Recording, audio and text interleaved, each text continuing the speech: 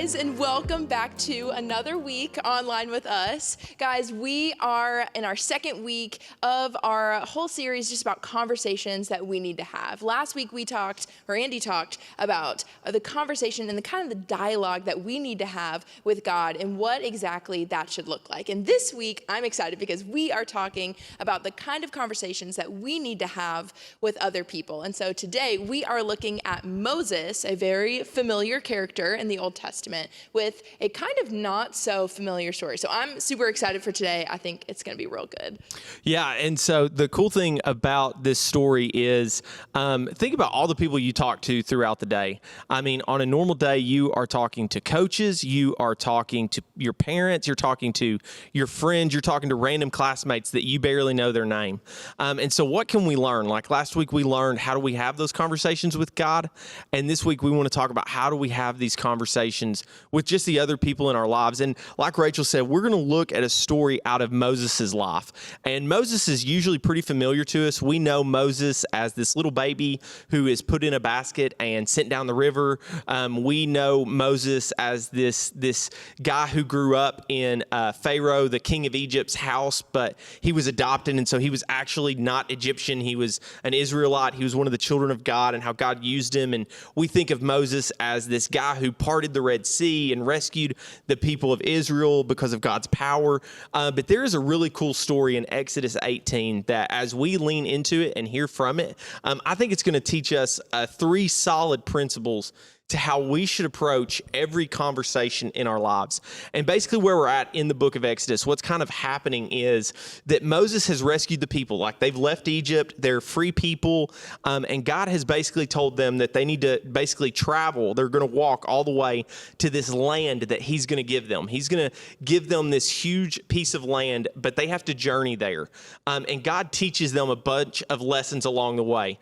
They're kind of like me. They're a little slow to learn. And so God uses that time to teach them these lessons that they're going to need once they inherit this land that he's going to give them. And so in the middle of this journey in Exodus 18, Moses' family actually comes back. Moses' family, I guess, was kind of living in a different place, and now they're going to journey back. And in that conversation, his wife's husband, or his wife's dad, basically his father-in-law, is going to have this conversation with him. And we're going to learn from that conversation these 3 key principles, how we can approach all these conversations. And so Exodus chapter 18, verses 7 and 8 say this. It says, "So Moses went out to meet his father-in-law. He bowed low and kissed him. They asked about each other's welfare and then went into Moses' tent. And Moses told his father-in-law everything the Lord had done to Pharaoh in Egypt on behalf of Israel. He also told all about the hardships they had experienced along the way and how the Lord had rescued his people from all their troubles." So think about it. Moses' family, I'm guessing probably for their safety, when Moses was doing everything in Egypt and was rescuing the people out of Egypt, Moses probably sent his family to live somewhere else so that they would be safe or so that they wouldn't have to deal with what he was. But now they're going to reconnect. And so basically his family, including his father-in-law, Jethro, are coming to meet him again as they're traveling to this country. And basically when they see each other, we see that they are excited to see each other. We see that Moses comes out and pays him respect. And then they go and they have this conversation about what's been going on in Moses' life. They talk about how God rescued the people. They talk about all the difficult times they've had, but how the Lord has been good even in the middle of it. And so that first principle, if we're going to approach every conversation in our life the way that Jesus wants us to, the way that God wants us to, it starts with conversations start with respect. Conversations start with respect. You can tell from verses 7 and 8 that as Moses and Jethro, as they meet each other again, that there is a lot of mutual respect between the two, that Moses comes out and greets Jethro, that Moses comes out and is so respectful to his father-in-law. And if you think about it, Moses is really probably one of the most powerful people in the world at this time. I mean, he is leading the nation of Israel, who God has literally just rescued miraculously, literally has just done all these miracles. Moses has a lot of conversations with God. He's like the only person in the world that is talking directly to God at this time. And so if you think about it, all this respect that Moses is showing to his father-in-law, showing to this person in his life named Jethro.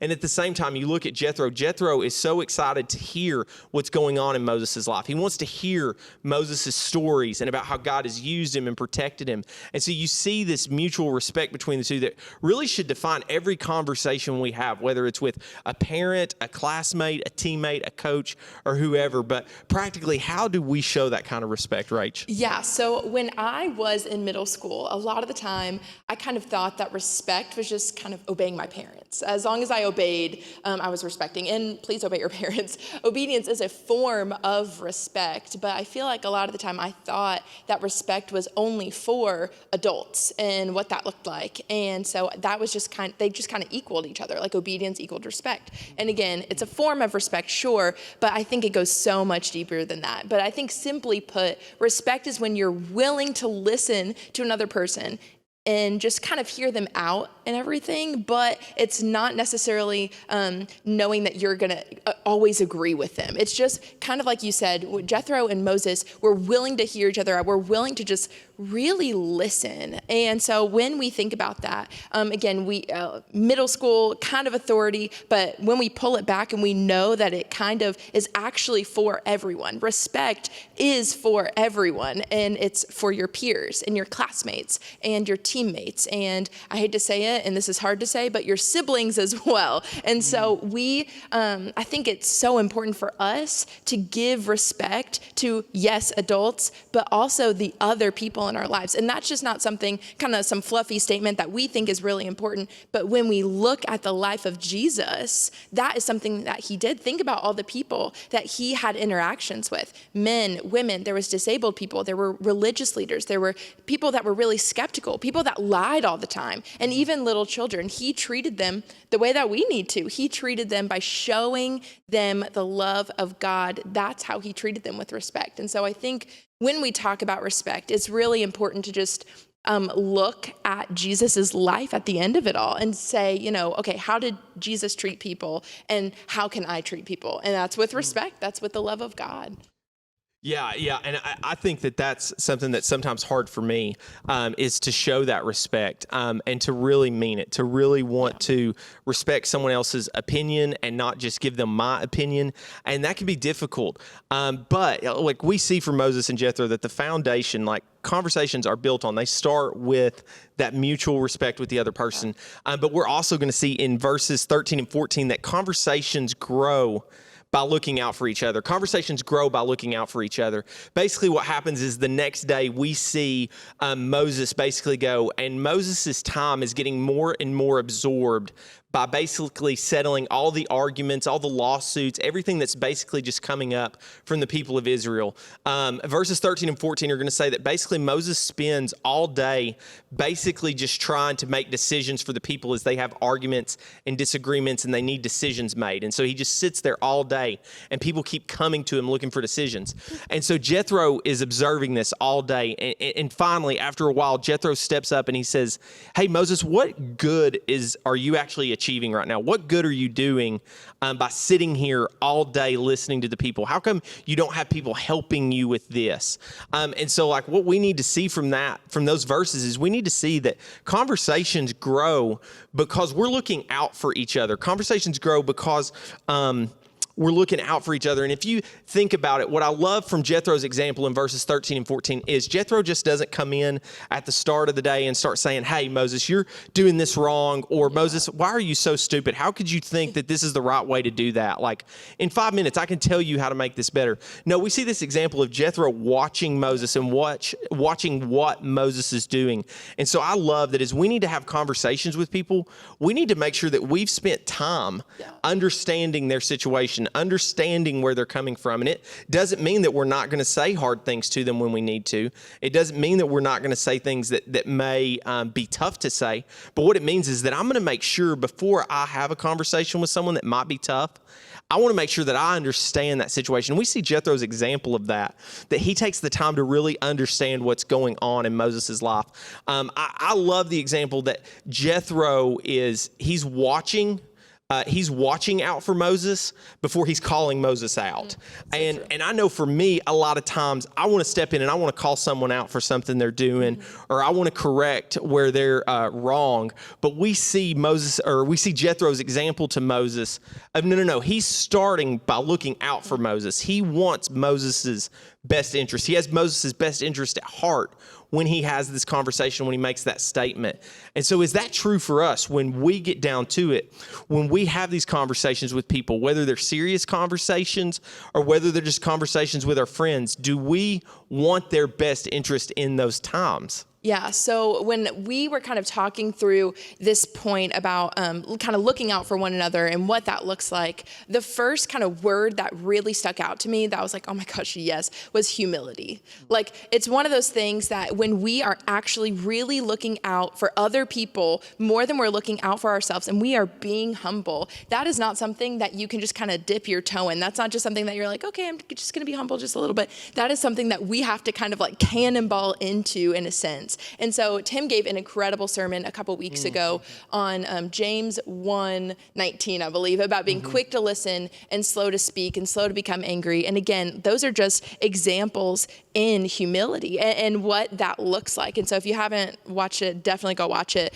But when we talk about humility and looking out for other people, I think just kind of going into it, a lot of the time, I don't know about you, but my friends make a lot of mistakes. I love my friend. I make a lot of mistakes, let's be real. And so it's one of those things where, let me kind of paint you a picture where your friend comes to you, asks you advice, you give them truth, you give them, something probably biblical, hopefully, and then they go off and then they do the thing that you told them not to do. And then they come back and they're like, oh, you know what? You were right. I should have listened to you. And in that moment, you kind of have one of two options. You can kind of be like, you know what? I told you so. You deserve it. That was coming to you. You know what? But then on the other hand, I think what you tell them is important. 1,010%. I think the truth that you speak is so important on the front end, but I think what's also as equally as important is the grace that you meet them with them on the back end. How will you respond? Are you protecting their reputation? Are you not talking about them? Are you saying, you know what? It's totally fine. We're going to work through it. I'm going to help you. And are you being that kind of person? And I think it comes down to kind of asking yourself the kind of questions to really reflect on this point. It's asking yourself, are you willing to grow? Because humility takes growth. I'm not going to lie. Are you wanting your friend to grow? Are you wanting your relationship to grow? And are you willing to take the steps to look out for them? Because looking out for someone and saying that you do that is wonderful, but are your actions actually lining up with what you're saying on the back end? Is the grace that you're speaking on the front end matching the grace that you are giving on the back end? And so when we talk about all of that, when we talk about our conversations growing by looking out for one another, I think it all starts with humility, and we got to be the same people on the front end and the back end. And so that's kind of what I kind of got out of that, just 1,000%. Yeah, and I think that's the biggest thing, because I know when I have conversations with whether it's my friends or with others, I usually think, what do I want out of this? Yeah. What do I need to get? What do I need to get across? Yeah. And we have to be rooted in no. As I talk to someone, whether it's just a random conversation or whether it's a serious one I've got to have, no, my goal is that this person sees Jesus in me, and they see they see how I want them to get closer to Jesus, how I want what's best for them, even in the middle of that. And I think, kind of in conclusion, our last point is conversations should lead others to follow Jesus. Our conversations should lead people to take that next step or show them their next step with Jesus. Verse 19, Jethro is going to say this when he's basically trying to give Moses advice. He says this, he says, now listen to me and let me give you a word of advice, and may God be with you. You should continue to be the people's representative before God, bringing their disputes to him. And he's going to go on to say that, hey, Moses, your time is getting really absorbed with trying to settle every argument and disagreement and trying to make every decision for the people of Israel. Really, what God has called you to do is to lead them.